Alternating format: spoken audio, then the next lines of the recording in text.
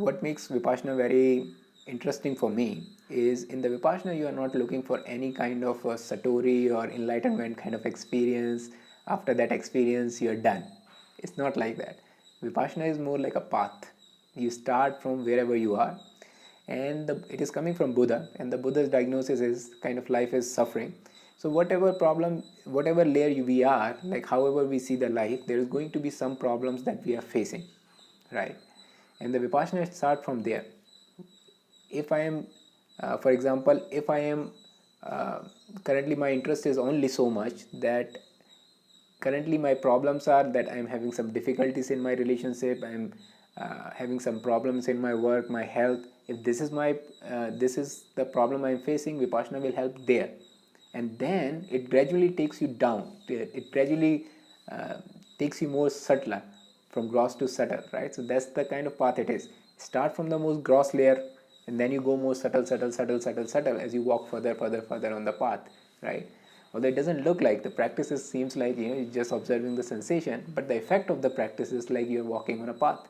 And the more deeper you get, the more easier the life becomes, right? The less the problem there are, and then it goes all the way to Nibbana according to Buddha, right? So you start from where you are. For example, let's take a concrete example to understand it more properly. Let's say I am starting from the most gross layer. Externally I am facing some problem, and that is my interest only. I am not interested in anything else. I'm not interested in spirituality or anything else. What my interest is, can Vipassana help me with these external problems I'm facing, right? In my work I'm having some trouble, in my relationship I'm having some trouble, right? And let's take more concrete. I'm having some difficulty in my relationship. I'm having some difficulty with maybe with my partner, maybe with my parents, maybe with my kids, friends, whoever. I'm having some difficulties in my relationship. How does Vipassana can help there, right? And the Vipassana is simply you practice your sensation, body sensation, and you practice regularly. And what happens is, as an effect, you will see your relationship becomes much more easy, right? You will see you are listening to other person more carefully. The other person, there is more respect in the relationship, and all these things come very naturally if you are practicing, right? And here the nice simile that is given, it is like, for some people, if you want to understand, there's a very clear understanding of how the entire process is working, and we are going through as we go further in our example how it is working. But even if you do not want to understand how this process is working, it still works. It is almost like you have a soap and you wash a clothes. Even if you do not understand how this soap is built, what chemicals are being used, still the clothes is going to be get cleaned, right? So the same way, even if you are not really understanding, even if you don't want to understand anything, but you practice the way it is being taught, you will notice your external life become much more easier, much more simpler, right? But as it is the path, as I was mentioning, it is more like a path. Sooner or later it will take you to the next layer, and the next layer is, you will notice, actually the deeper cause of my problem in the relationship and the work is my defiled mind, right? The way it works is, whenever I act out of my defiled mind, the entire problems in my relationship is that I acted out of my defiled mind, or other person is acting out of her defiled mind, right? By defiled mind I mean the mind which is filled with some impurities like anger, selfishness, lust, ego, fear, these kind of state of mind. Whenever I acted out of that state of mind, then you will notice that that created a tension in the relationship. Now the other person is acting out from the same state of mind, and then the whole thing becomes much more complicated, right? So you will see that, not understand, you will just see that this is what is going on, right? So then you become interested in more deeper layer, right? So now you're interested in, actually this is my problem, this is my suffering, right? These defiled state of mind, they keep coming, and I end up acting in a way which is unwholesome, and it creates problem in my life, right? So you become interested, is there a way I can get out of this defiled state of mind? Still, I'm not interested in liberation and all that stuff, but I'm interested to get better. I'm interested to become a better person, right? I'm interested to become more centered, balanced person, right? Instead of just reacting to anything that is coming on my way, right? So that's how Vipassana takes you more deeper. On this layer, Vipassana works, and you will notice, if you continuously working, that you become more and more balanced and centered, right? You don't react so much, your mind is more at ease, the places where you used to get fear and anger, you don't feel that anymore. So it does work on that layer, almost like a magic. You just become more stable, more at ease, and more comfortable inside yourself, right? So how does that work? Continuing on the path, you further go deeper, and this further going deeper is basically you just continue your practice, right? More you practice, the more deeper it automatically takes you. You don't do anything, the practice automatically takes you deeper, right? So there you will see, is there you will automatically see more deeper cause of all these defiled state, which is like there are dozens of these defiled state of the mind. But you see, underlying of that, there's something very interesting is happening, and it is unconscious for us unless we practice something like Vipassana, which makes it conscious, which makes us more sensitive to see these things, right? What is happening basically is there's a process of attachment and aversion is going on based on our sensation, right? There's a process of attachment and aversion going on based on our sensation, and that process is it is making our life so difficult, right? For example, again, let's say you met somebody and you had a conversation and you like that person, right? This, you have to see what is going on there, right? When you are talking to that person, for whatever reason, maybe they had the same kind of belief system as you are, or maybe they were more beautiful, or whatever that reason is, you will notice you had sensation in your body which were pleasant, right? Which were certainly feeling, you felt good, right? You didn't like the person, you actually felt good. Talking to that person, you felt good. And then this process of attachment and aversion, right? This unconscious process of attachment and aversion, it cling to that liking, it cling to that sensation. And now what is happening is, when you are next time when you are meeting that person, you are not meeting that person with the stable state of mind. Now you are feeling afraid that you might say something that the person may dislike you, or when you are doing something else, that craving is coming inside yourself, right? That I want to go and meet that person, or that person goes with somebody else, you start feeling jealousy. If that person says something you don't like, you start feeling anger, right? So you see, their underlying process is actual cause for all my defiled mind, which is cause for all my problem in the relationships, right? So you go in that layer, you see it on that layer, right? And you see that process, and you see that process is happening on everything, right? That process is happening on, you eat something, you eat, let's say, like a cake or something. You notice there's first time there's a sensation, and the next time you would not even be able to eat the cake. It's this clinging happens so fast, and the next time when you are eating the cake, there are two experiences are going on, right? One is the taste of the cake, the second is the feeling of satisfaction, because I'm getting something which I want or which I'm liking, right? And that satisfaction is that experience is even stronger than so much, and that experience is even so much stronger that you stop even tasting the cake. It's more like I like the cake and I eat it, so I feel good. I'm not even tasting the cake anymore, right? The same thing with the other person, right? I am feeling good being with other person because I like other person. So it's extremely interesting what is going on inside ourselves, and this process is agnostic.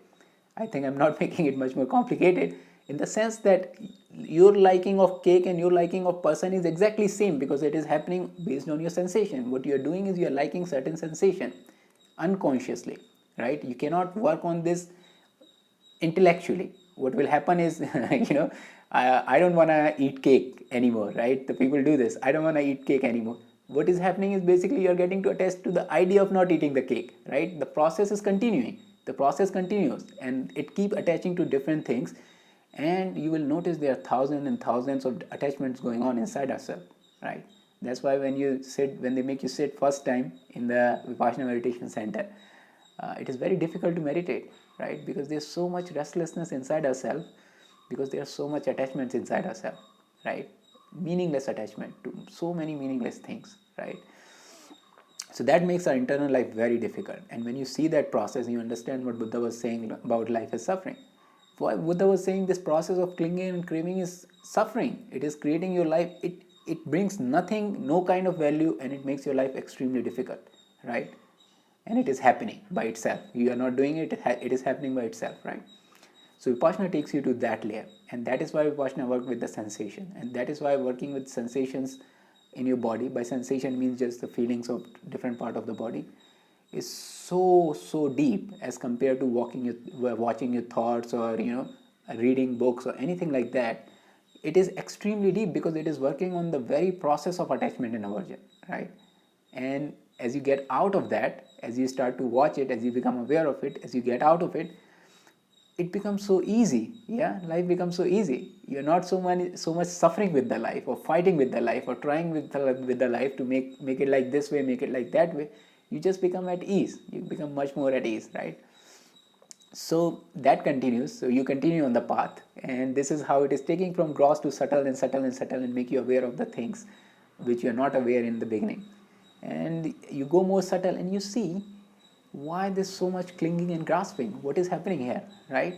I mean, I had a cake, and that's okay. I like, there's a good sense, but why so hopelessly clinging and grasping on everything? The people, the food, the place, I mean, that just, why is that? It's like almost somebody who is lost in the jungle and he's just hugging the tree, right? It's that kind of a feeling, right? What is this lack for, which is causing me to do all this kind of clinging and craving? Again, no intellectual understanding. You see all this as you walk along the way, right? And you see there's many cognitive illusion, many ignorances going on. We have no idea what we are. We're just like hopelessly clinging and grasping on things to make some solidity inside ourselves. It's amazing what is going on inside ourselves, right? And when you see that, you will see you have no, I mean, how could you possibly have any kind of meaningful life, any kind of reasonably living life, if this is going on inside yourself, right? So you continue walking there, and this is the beauty of Vipassana, in my understanding, is that it takes you there. No, you need to understand intellectually also what is going on, but this intellectual understanding is extremely superficial as compared to where the Vipassana takes you. And I don't know how it is said that Buddha came up with this practice, but I don't know who came up with, or how somebody came up with something like this, right?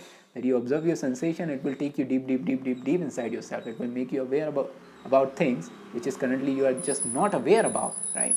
And Buddha is saying it will take you all the way, right? As you move forward from that place where you're feeling so much lost and so much, clinging and grasping, you reach a point where it is extremely peaceful, extremely blissful inside yourself, right? You can just sit in the place for such a long time and feeling so good about yourself, right?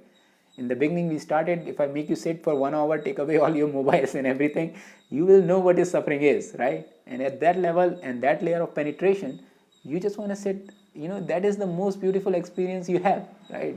So more than anything, more than other gross experience, you just enjoy being sitting by yourself, right? It's difficult to explain these things, but that's what I'm trying to say in terms of my own experience, in terms of giving a feedback. It does that. The practice does that. If you do it sincerely, if you understand what you're doing, in the long run, the practice will take you so much deep, and it will solve your problem in a different ways, right? And it doesn't mean you become like somebody who doesn't act or anything like that.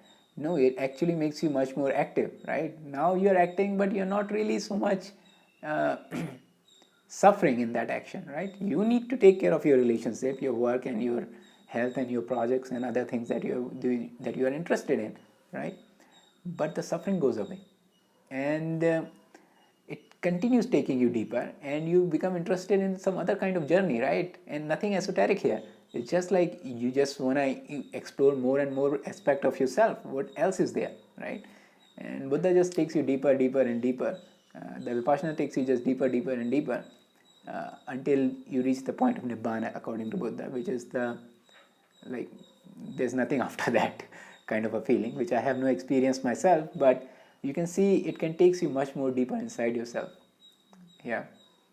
So I feel extremely grateful to Goenka ji that there is a person who actually created this place where a normal person, without being entangled into some kind, without being part of some kind of a society or something, a normal person who's interested uh, is welcomed, and he can work on himself, and the environment is so extremely conducive about your practice, and the entire teaching is given so much clearly and so much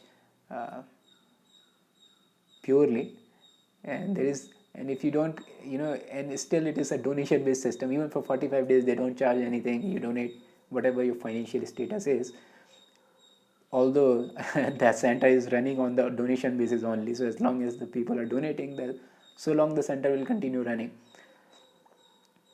But it is amazing that there are people still like that, right? People who are doing something like that. And I also feel very grateful about myself, like very fortunate that I could manage to invest so much time on the practice. But I would highly recommend that everybody should have some practice like Vipassana or something similar. Maybe some other person come up with something else which is, in the same way takes you deeper. But other than that, it is going to be very difficult to have some stability in the mind, right? And it is very difficult to live the life reasonably with very agitated mind, or the mind which is continuously gripping and grasping on things hopelessly. So I would definitely recommend to have a practice like Vipassana. Just one advice, because I kind of get lost there. We almost everybody in the beginning, nobody does the Vipassana because it sounds so simple, observing sensations. Everybody get lost in something else, observing thoughts, observing this, working on some, feeling some energy or who knows what. Like everybody has their own thing going on. So very few people actually practice Vipassana. That's what my experience is. And to be honest, Vipassana is going to be much more deeper than anything you will end up doing yourself, right? Reading books. All of this is important. You have to know like what is you're doing very clearly intellectually. But in terms of practice, Vipassana is going to be more deeper as compared to anything you can come up with yourself, right? It doesn't take so much time. It doesn't, and the good thing, you don't have to renounce anything, or you go and become monk or anything like that. It just, you add a simple practice every day in your life.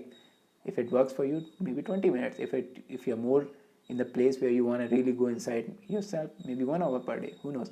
But some practice, and it builds on itself, right? So once you get used to it, once you see the benefit, you will automatically improve, increase the amount of time. But some practice like that is essential.